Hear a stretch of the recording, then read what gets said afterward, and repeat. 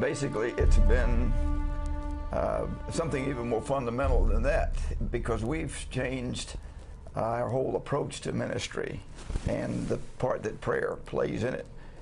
We had a more of a conventional model where it's what we were trained in. It's what they're the models that we see, and basically, it's planning something, strategizing. We would pray to, that we'd go the right place.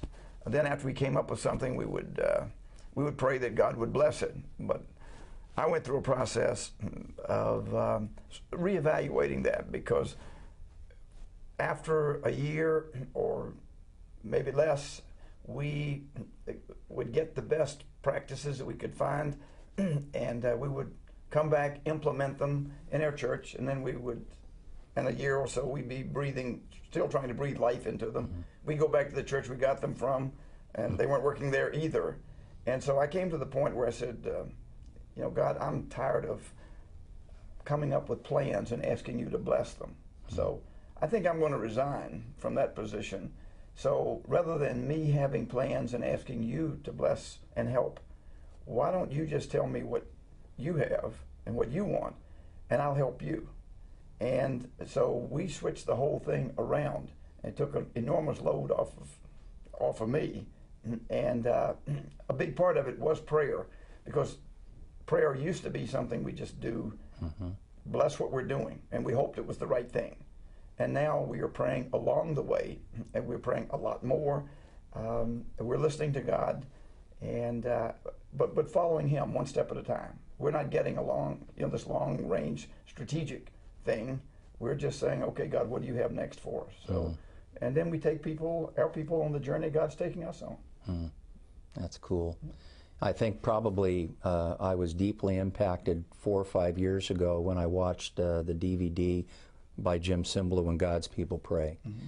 And I'd been part of a church at that time for a number of years where we prayed. It was the same kind of a thing where we prayed and then we went out and did what we did. And it was there was a disconnect, it seemed, between how we were praying and what we were doing. And I watched that DVD series, and God just broke me. He just broke me. And I realized then that the rest of my life, no matter what else I did or what my gifts were, I needed to be a prayer leader in the church. Yeah. And I said, God, I don't know how to do that.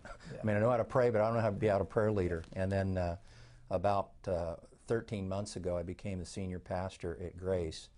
And one of the things that was very clear at Grace is their vision was unbelievably biblical, mm-hmm. and it was unbelievably clear. But I knew that I was no longer just, if you will, going to be the senior pastor. I needed to be the prayer leader. Yeah. And so I began to look around at, where is prayer seen? Where does it exist?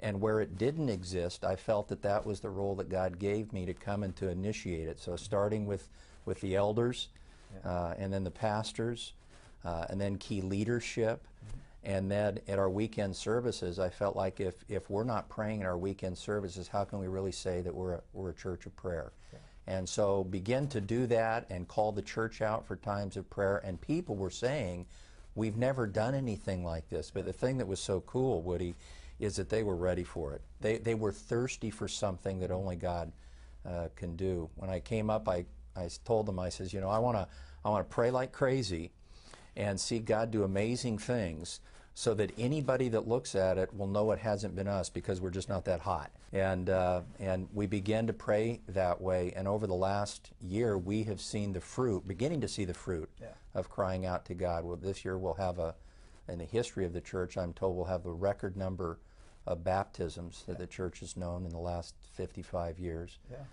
Almost every week we're hearing about 1, 2, 3, 4, 5 people giving their lives to Christ, mm-hmm. either within the context of the church service or in a small group, or yeah.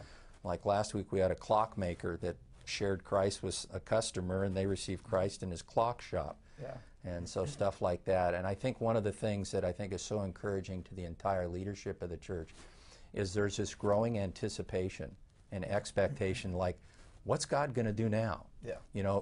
If we're praying and He's doing this, wonder what He's going to do tomorrow. Yeah. What are He going to do next week?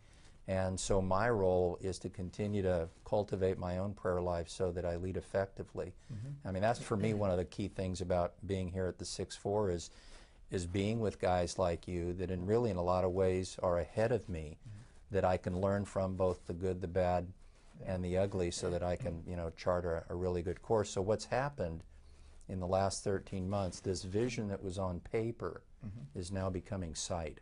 Yeah. And people are getting enthused about it in the right sense. Yeah. Yeah.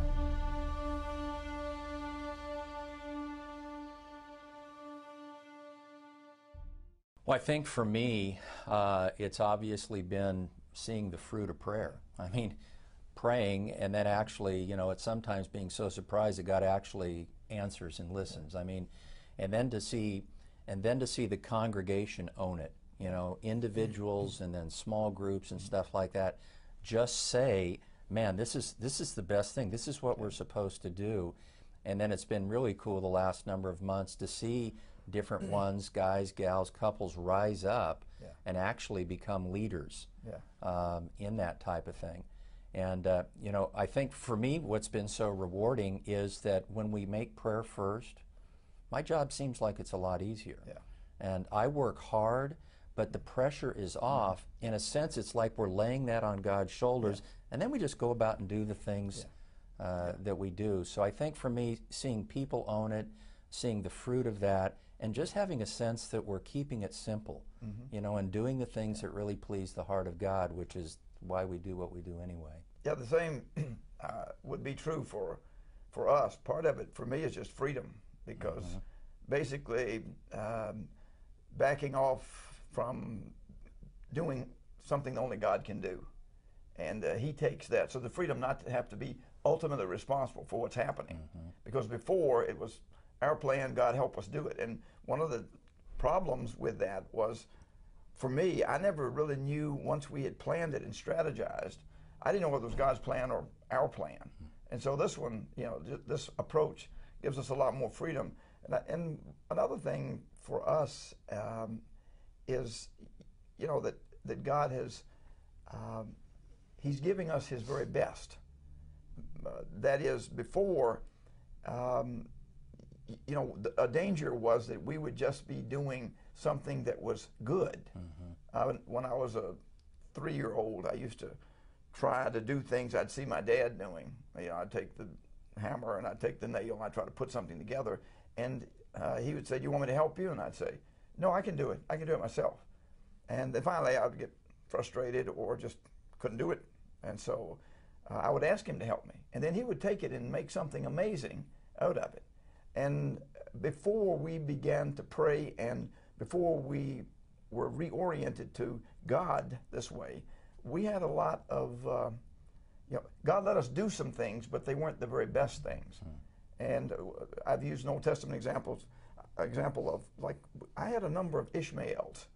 We had the right goal in mind, but we tried to do it our way. And so God was kind of like my father. He waited until we asked him, and then he came along and has done some things that we could never do. And I get to be who I really am. I can resign from being God and let him be God, and I can focus on being what I really am, which is a servant and a worshiper and a lover of God. And I just work a lot better. That's great. In that capacity. Yeah.